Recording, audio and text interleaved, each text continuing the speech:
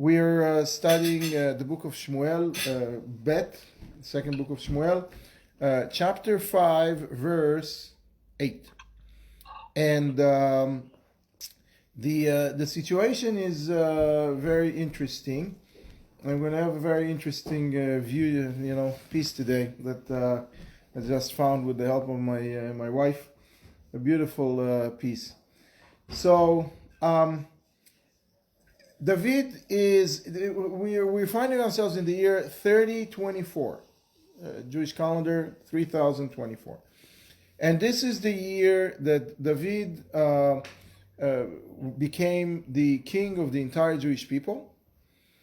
And he left the city of Hebron where was his capital city when he was the king only of the tribe of Judah. And he made his way to Jerusalem.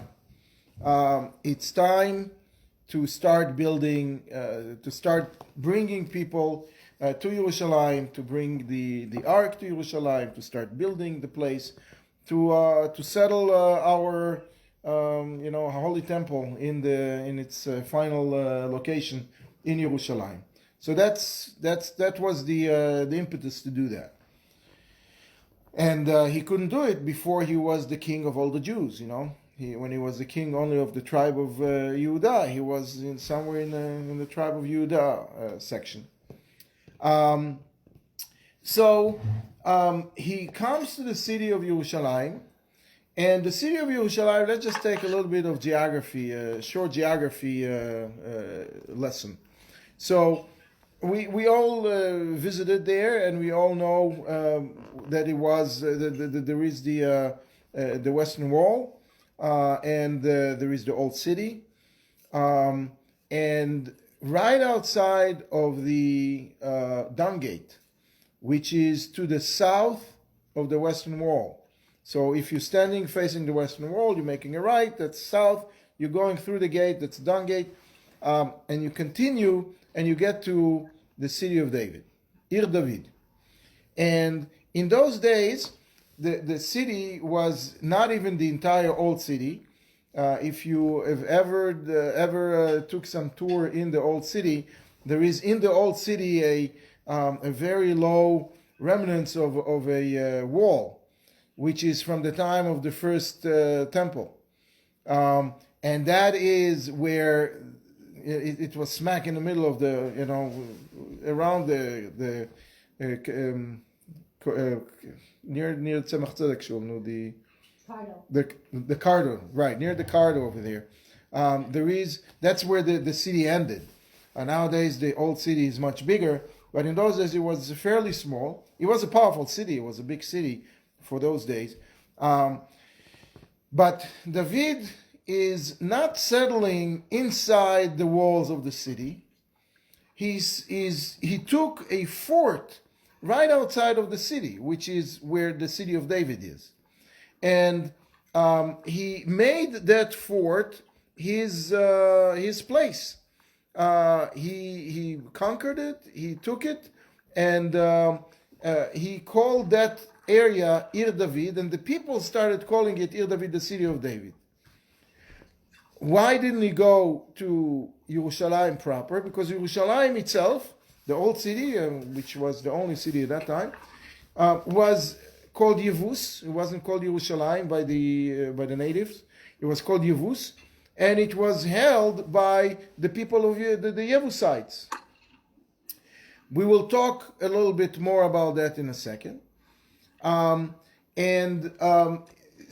those Yevusites had an agreement. Again, we'll talk about the agreement. Had agreement of Avraham Avinu that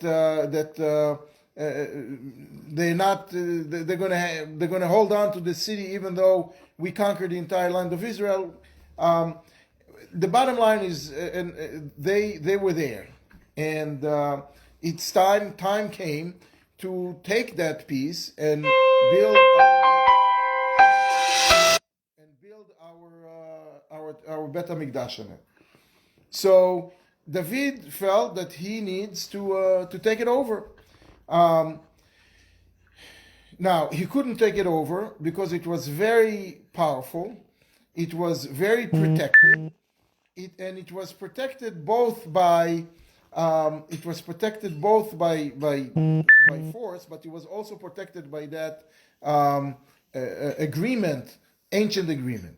Now, what did the people of Yevus do with the agreement? They wrote it on a bunch of statues that look like limping people and limping men and lames and blind.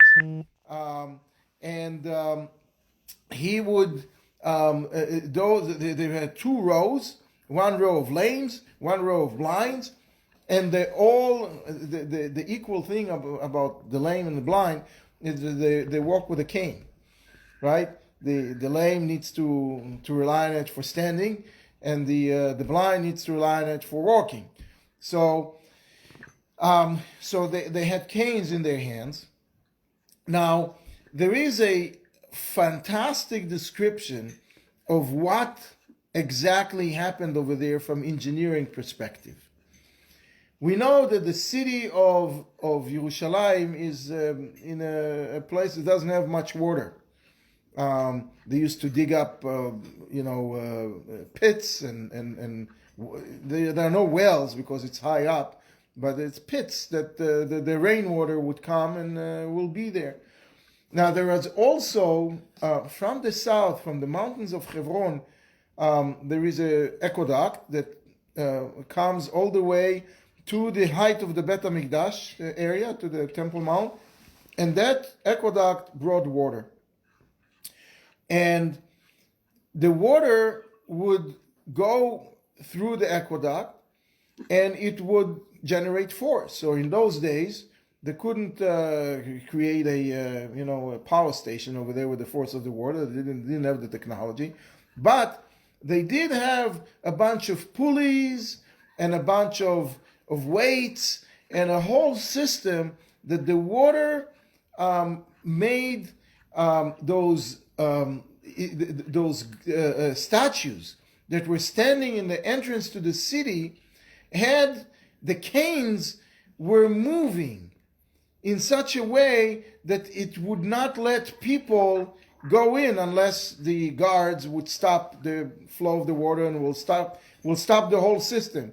So there would be guards, there would be active guards that would just look like statues with a cane, and they would whack people back and forth and would not let people enter. Unless, again, they diverted the water inside, and then the whole system would stop. So that's what the Ralbag is explaining. So those statues, on top of the fact that they had the agreement that Abraham was signing with with several agreements that Abraham signed, were printed on those, were etched on those statues. There was also, which was like inactive protection, there was also active protection. David was fed up with all these statues, and he needed them out. So it's not common that in our wars that you'll have a prize. He who is going to win, do a certain thing, is going to win something. David himself did win by killing Goliath, right? He went through this. He was the winner. He was the one who stepped up to the plate and made it happen with the war of Goliath. It's 10 years before that, but right now he has a call out. Vayomer David bayomahu. So David is declaring, he who is going kol hamakeh Yevusi, he who is going to attack the Yevusites, right? How shall reach the water canal? V'yiga b'tzinor. He is going to have to climb up high up in the wall of the city where the aqueduct is, and will have to touch that aqueduct and divert the water. So the active defense, which is v'etapischim v'taivrim, those lame and blind guards, are going to, which David hated deeply, and we'll see in a second why, he is going to win. They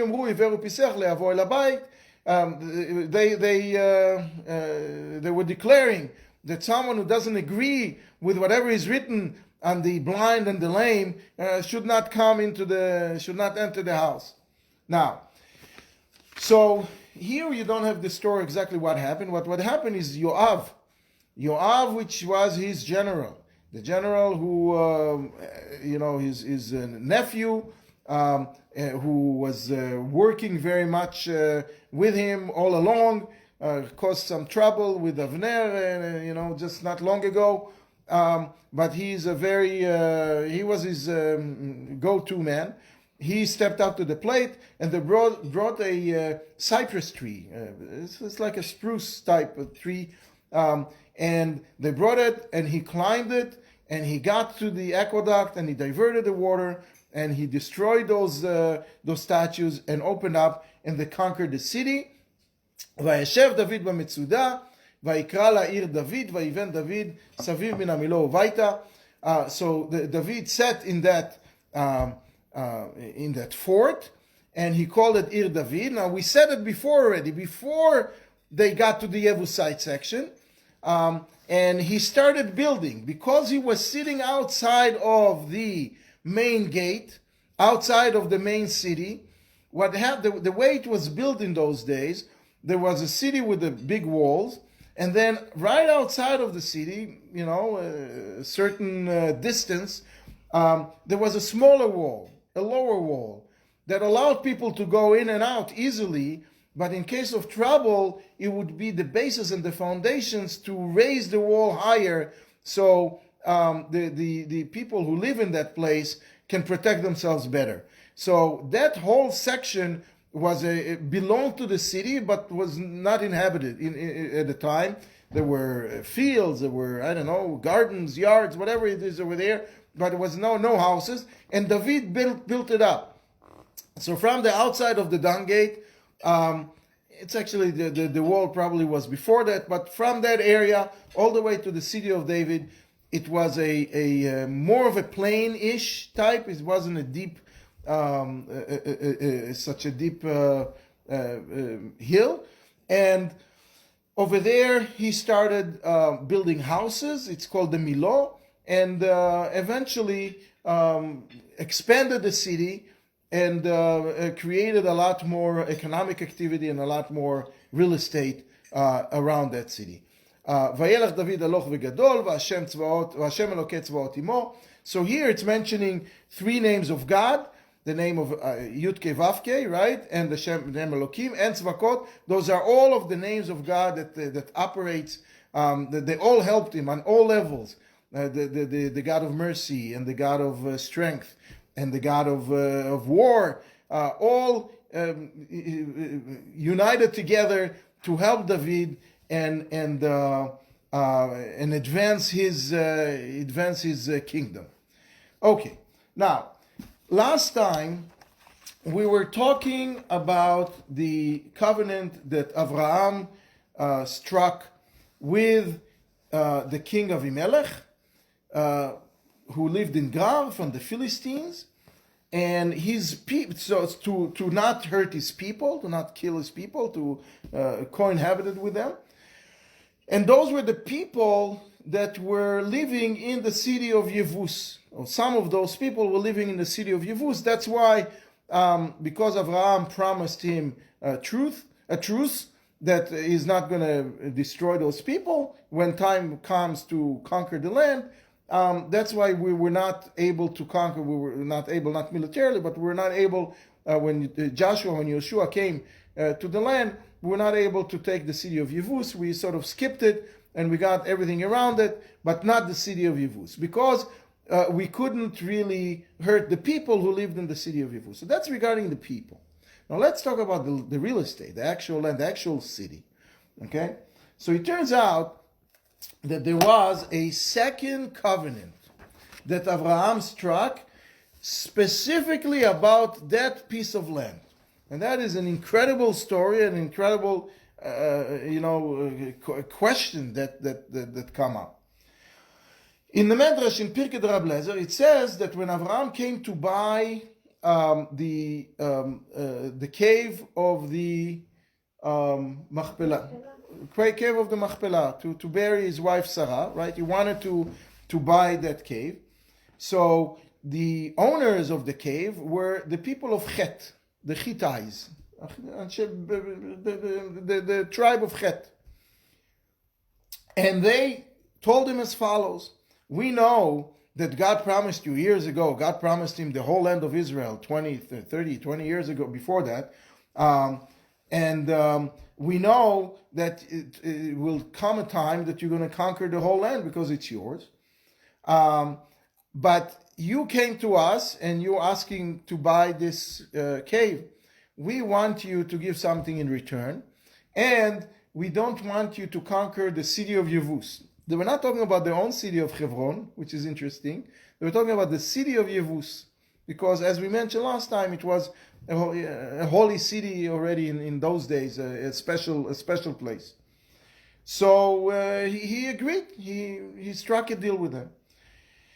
Now, the question is, obviously, God is telling him that I promise you the land. I promise to you and I promise your kids the land of Israel. And here he comes and start giving it away. Start signing off pieces of it. How come you go against the promise of Hashem of God? This is very weird, right? What was happening here? And how did they? Why would they? I mean, why they ask? We know, but how come he agreed to it? And if now we see that when David came, how did he come? If Abraham promised it already, if Abraham signed it, that real estate, that place. When we talked last time about the people, there was a truce with the people. The Philistines at the time of Abraham said, we're not going to attack you, no, you're not going to attack us.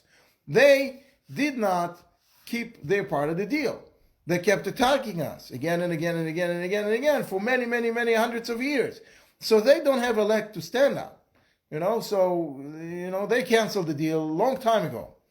But the real estate, Abraham promised that this real estate, this city is not going to be taken. So how come David decided, okay, now it's time to take it? Makes no sense, right?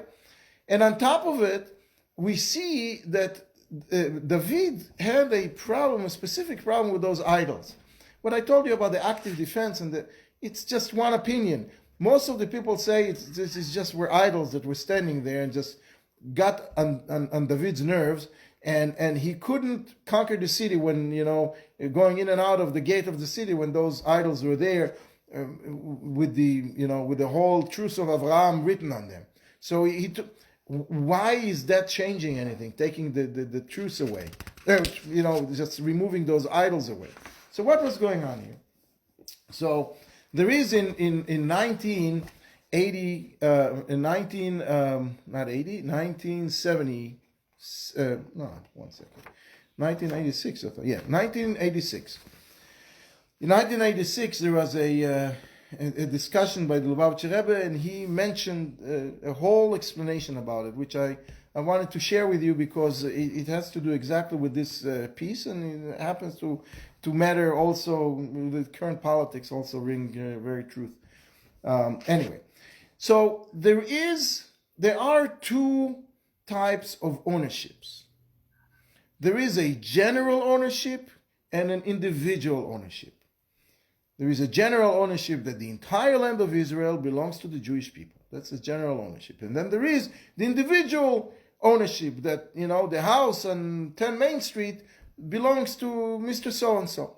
That's the individual ownership.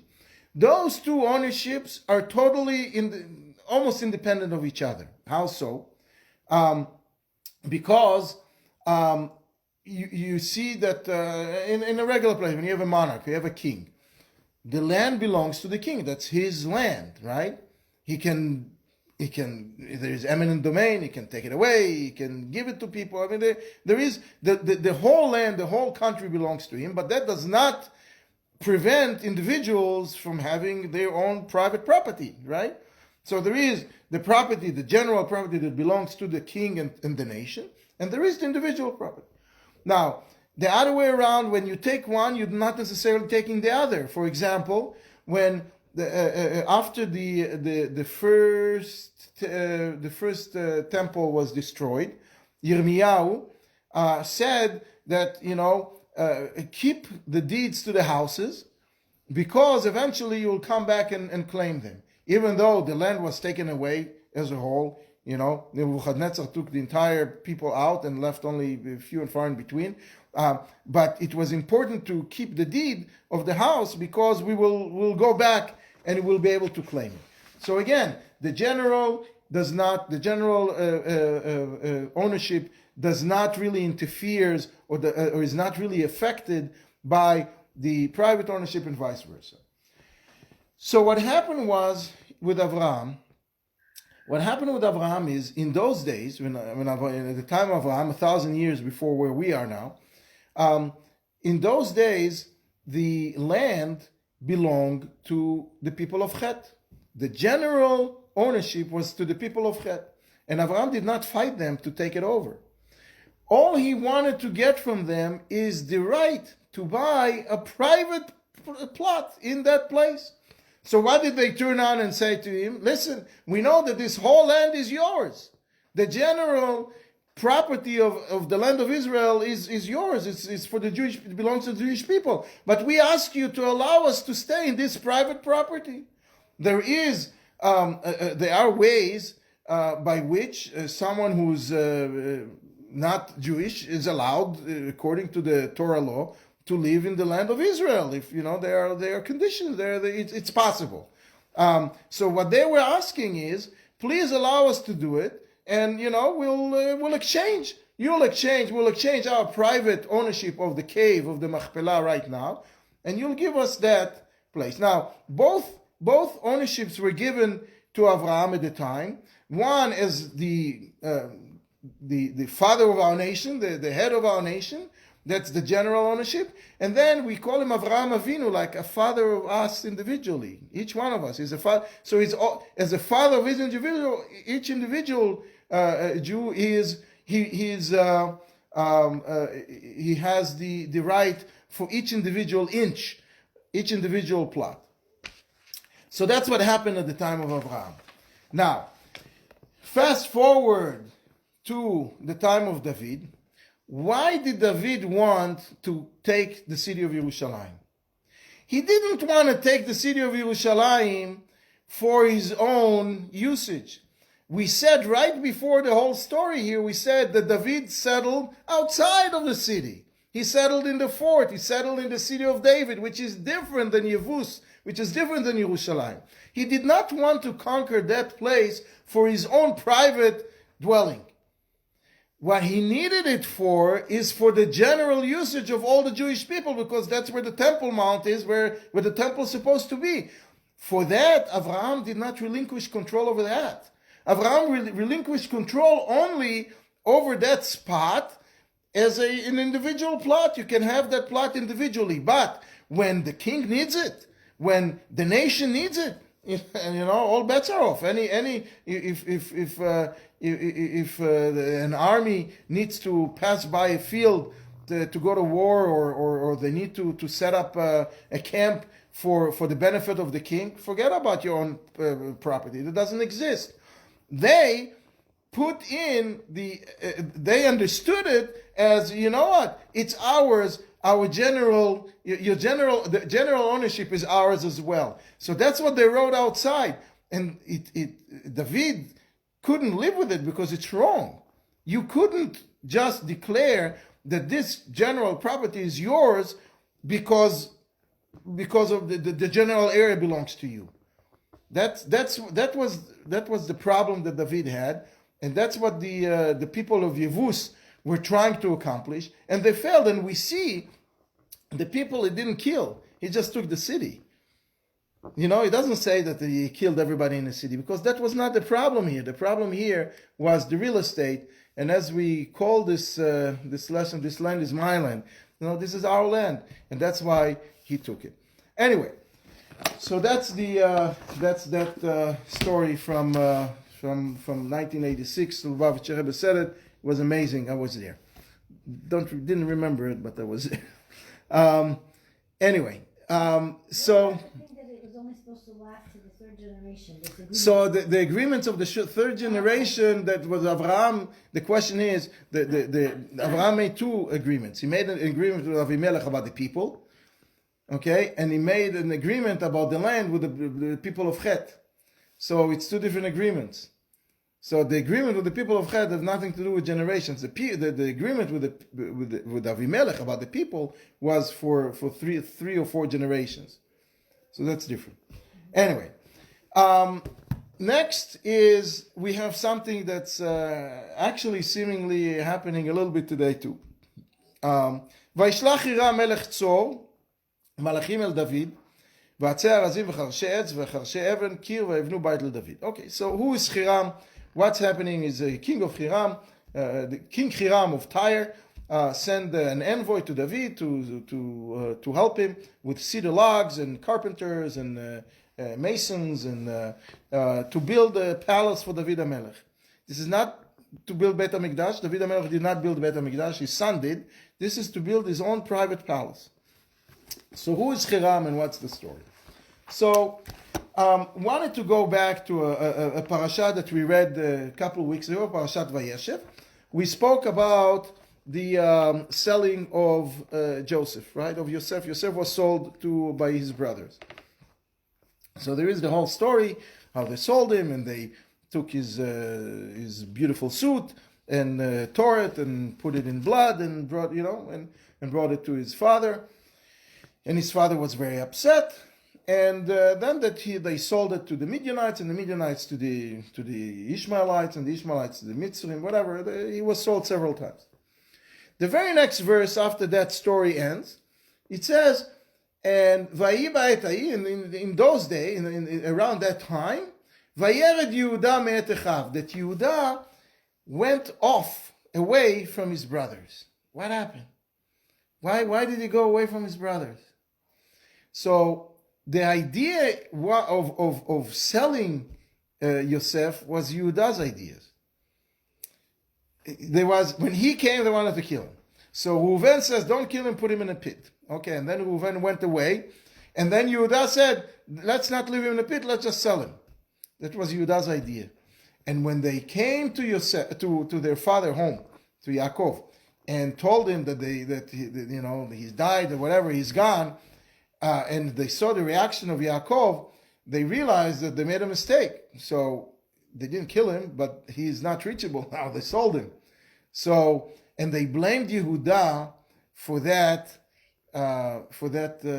problem. Since that time, Yehuda was separated from the brothers in an interesting way. He didn't go with the mix. That's why the entire time when David HaMelech split, and created his own kingdom, only the tribe of Yehuda went and stayed with him, and all of the other tribes didn't. Until this very day, the majority of the Jewish people are related to the tribe of Yehuda.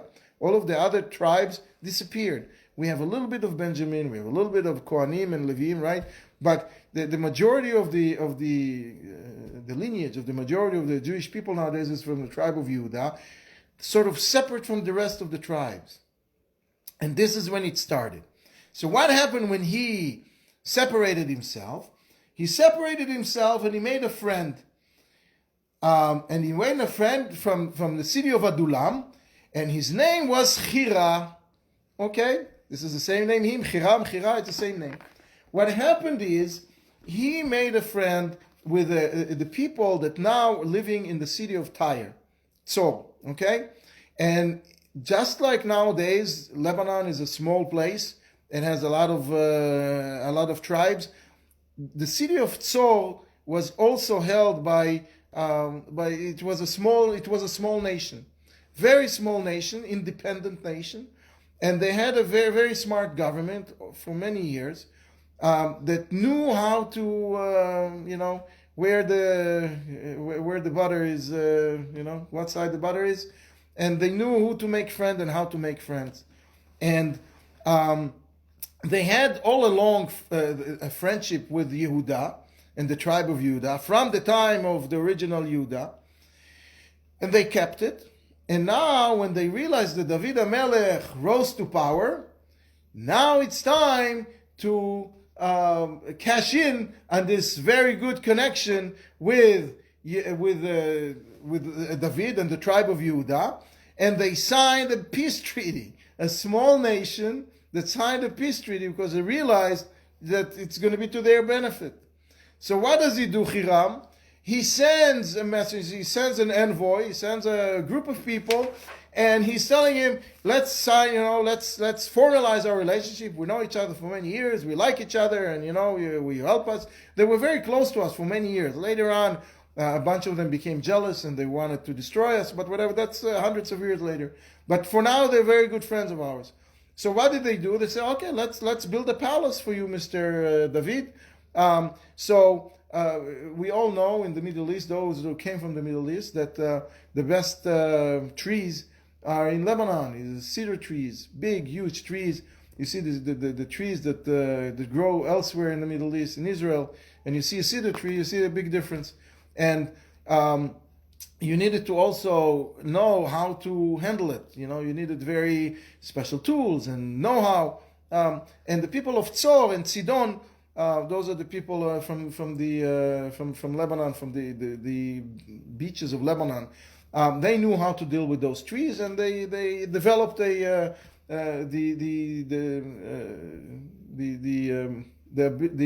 know-how on how to use it well.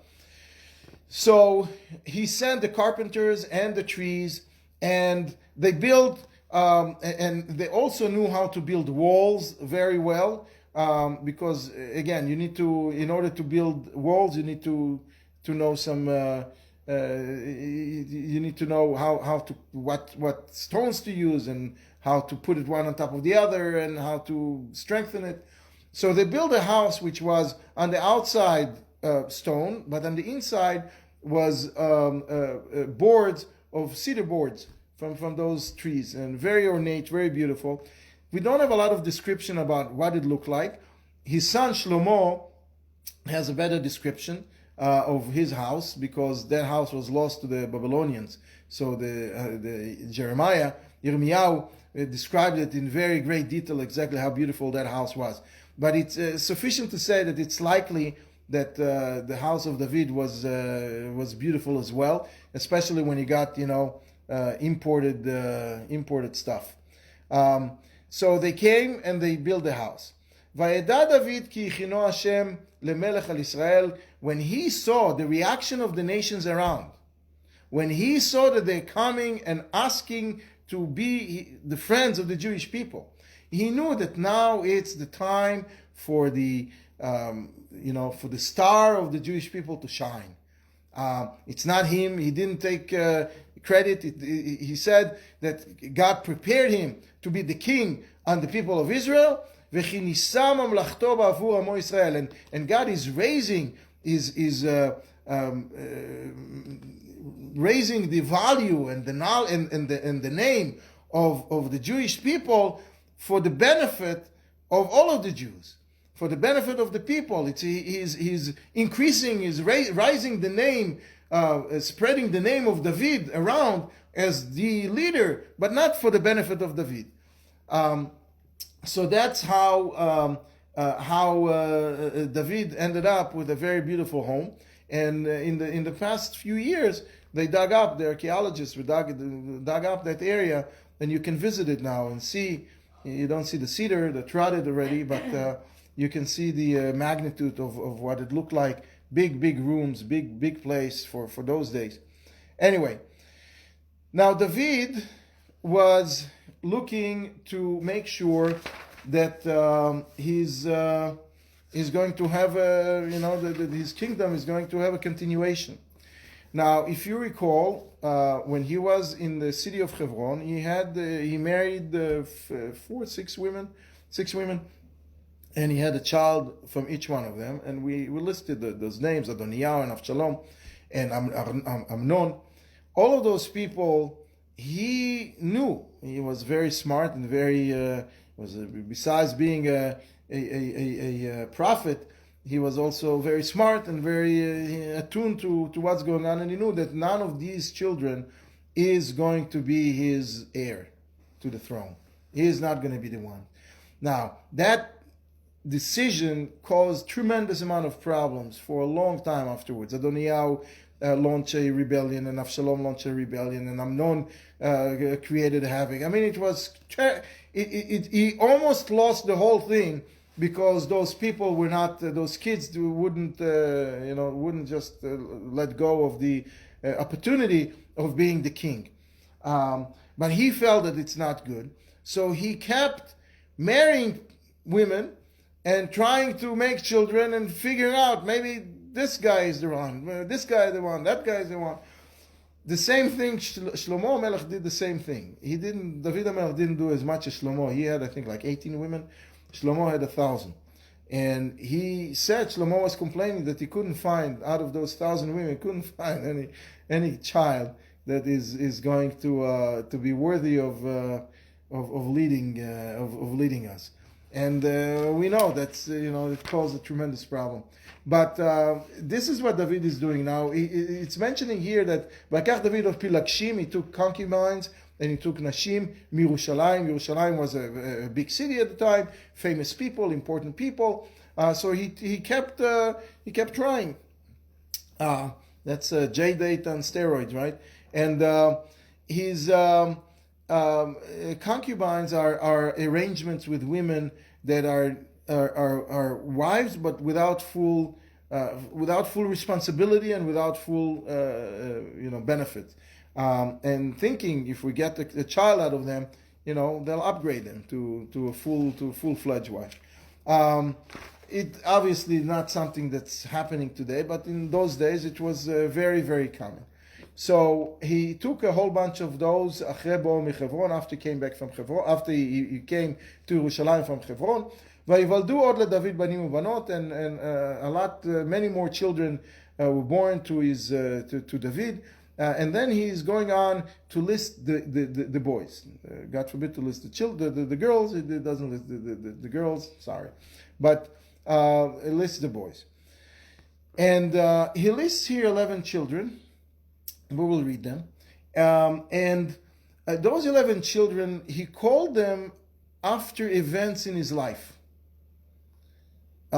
We have a similar situation happening not long ago. We read it when Binyamin had 10 children. And he called them all after his brother Yosef. The story goes that when Yosef and Binyamin met, and they fell on each other's, cried and hugged, and Yosef was telling him, they were talking about the family. So Binyamin says, you had to have 10 children that you didn't see. He says, what are their names? So he told them the names. He said, what are those names about? The weird names. So they're all after you. It's a Becher. It's about my old brother. Before he told them that, before he knew it, that's what made him break down. Yeah. You're right. He told them the names of the kids before they met. I'm sorry, I stand corrected. So he told Yosef before knowing that it's Yosef. He told him. Yosef asked him, "Who are you? And do you have family?" And he told him the name of the 10 children.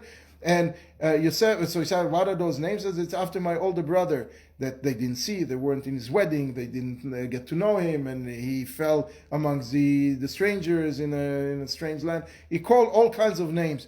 And that's what actually, you're right, that's what actually made Yosef break down and reveal himself. But anyway, so it was common in those days to call names of children after events that happened to you. All right, so this is what David does exactly. Those are